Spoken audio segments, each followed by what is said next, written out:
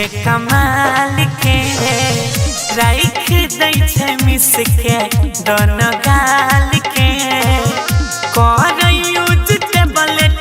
करे नहीं छै तनियो लेट से जी ये पला रही छै करे यूज टेबलेट करे नहीं छै तनियो लेट से जी ये पला रही छै पिया खाई के रजनी गंधा धंधा शुरू करे छै पिया खाई के रजनी गंधा धंधा शुरू करे छै बड़ी मजा दे छै पिया खाई के रजनी गंधा धंधा शुरू करे छै। Ganpati recording studio Bhawanipur. जहिने चाहलिए वहीने मिल गेल मरद तहिने कर दै छै मामा गजब गे हरदम भिरले रहे छै जे सब चाहे छिए पूरा कर दै छै हमर मनवा के सरधा ई त सब गे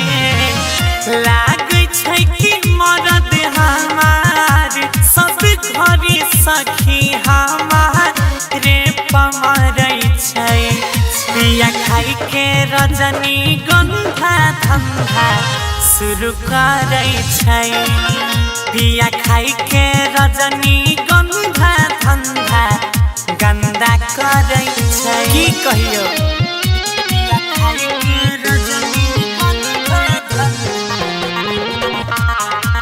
शुरू करे छै। Ganpati recording studio Bhawanipur. आधी रात गौरव पिया बुतबै छै दिया सखी शुरू कर दै छै वह खेल गे 143 वाला मीठा मीठा दर्द करे जब हमारा पाजा धरे हुए नहीं दै छै कोई झमेल गे हमरो जवानी आ जाए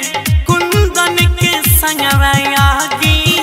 या में जरै छै पिया खाई के रजनी गंधा धंधा